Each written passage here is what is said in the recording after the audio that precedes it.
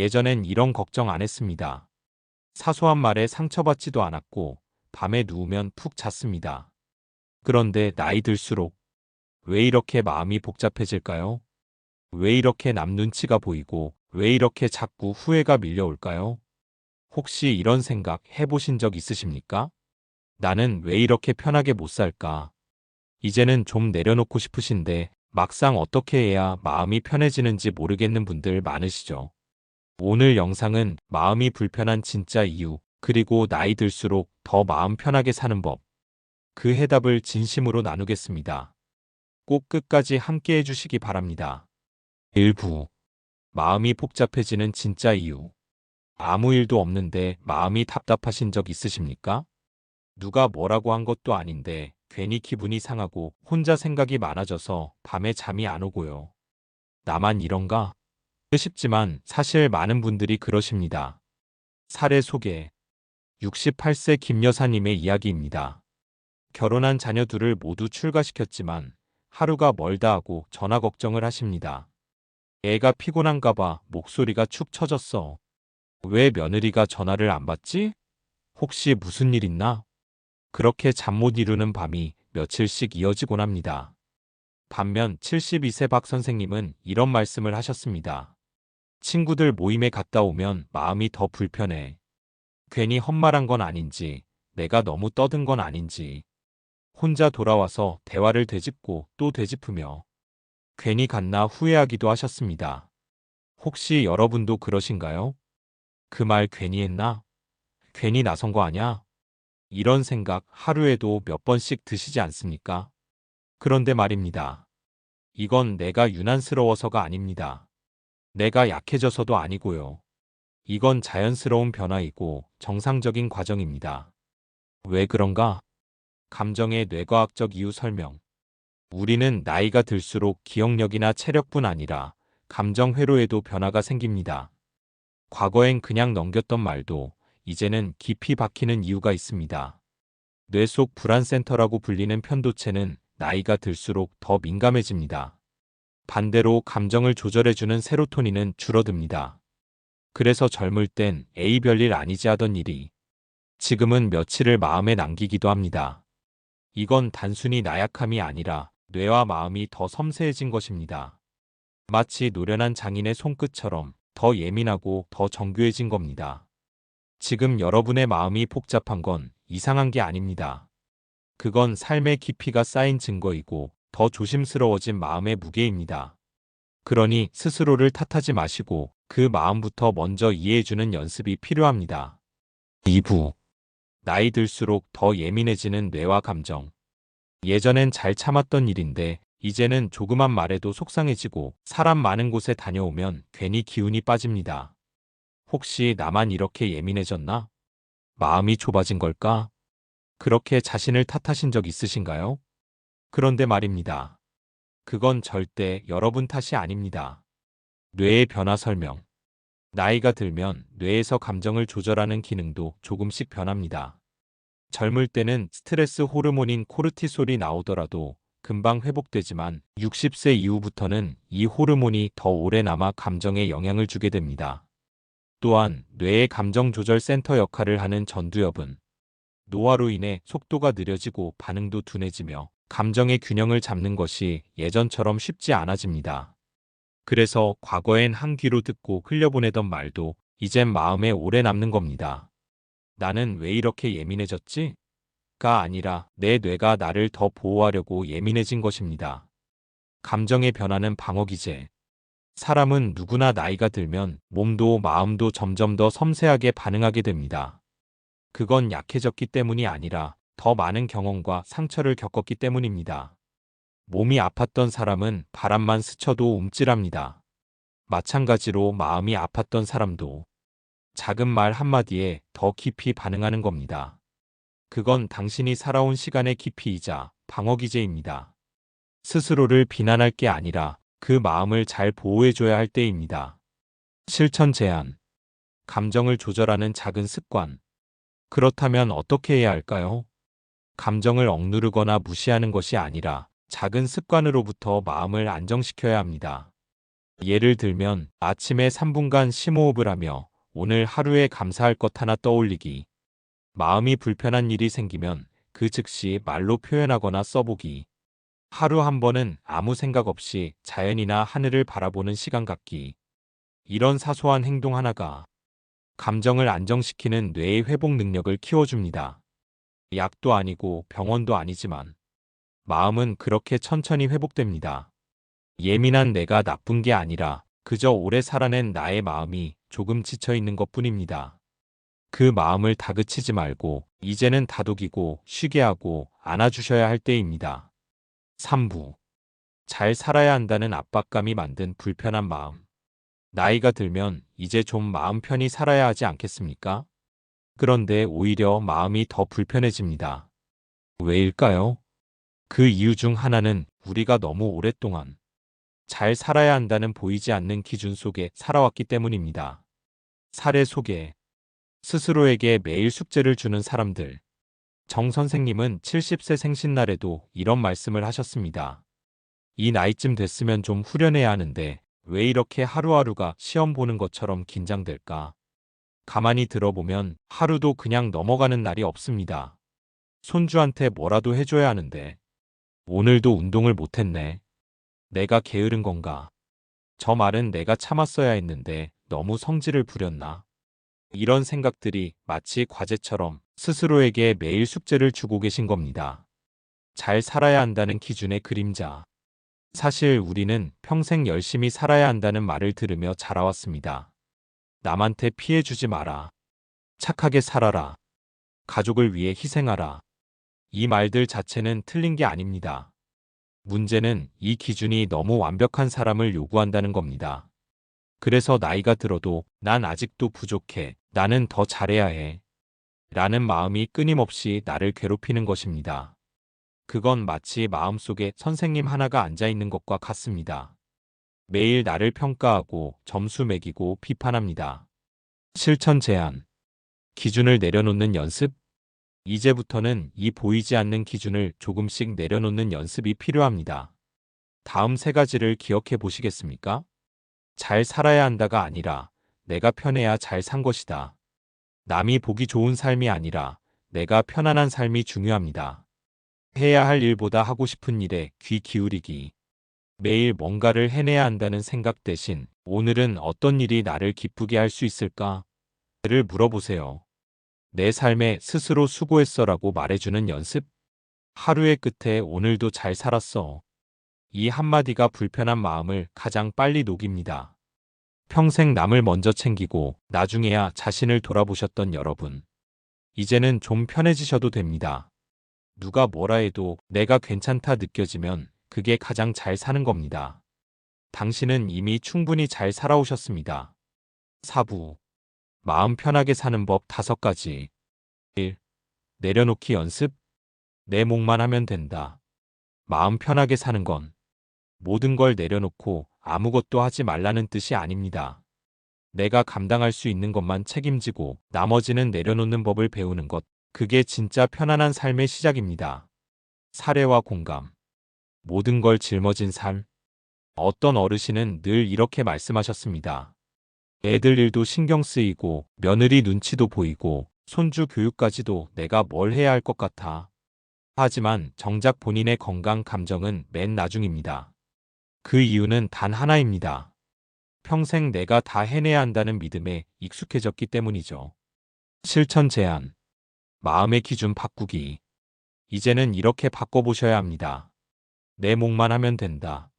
누가 뭐라 하든 내 역할만 충실하면 그걸로 충분합니다. 나 없으면 안 되라는 말에 속지 마세요. 여러분이 안 계셔도 세상은 돌아갑니다. 나까지 무너지면 아무 소용이 없습니다. 하루에 한 번은 스스로에게 이렇게 말해보세요. 오늘도 나는 할 만큼 했다. 충분하다.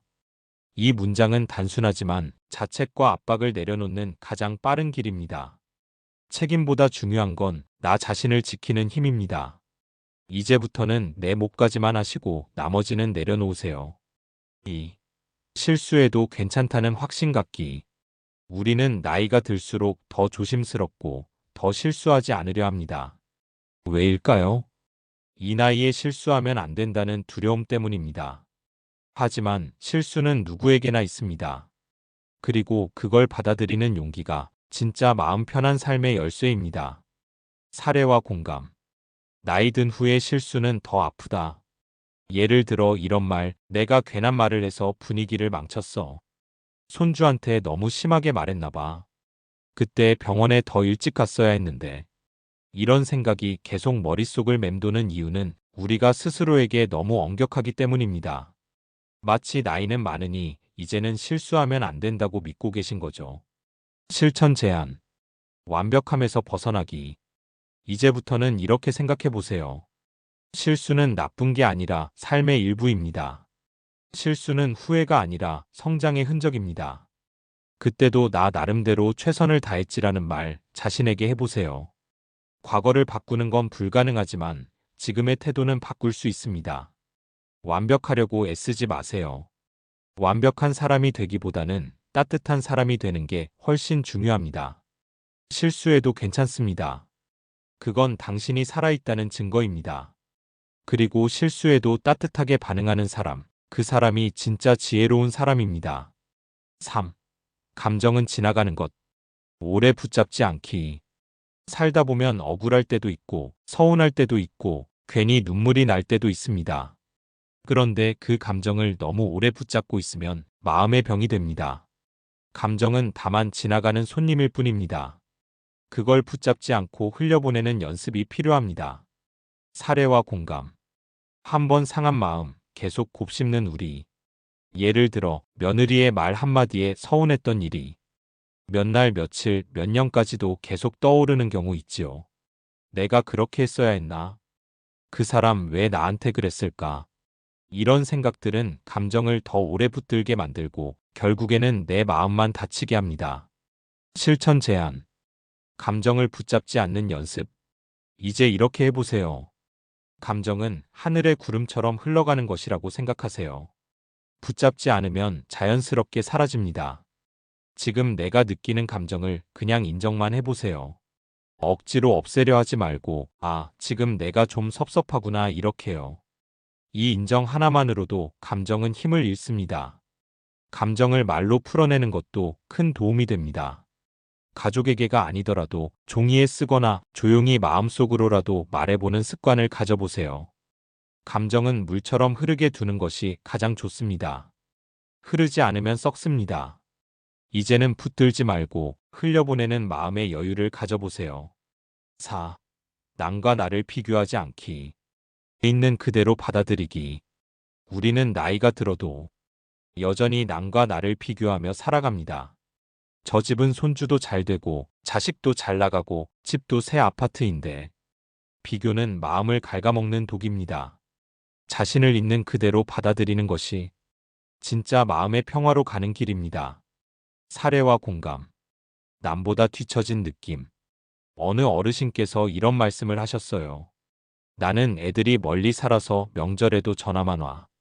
근데 옆집은 자식들이 항상 찾아오더라고.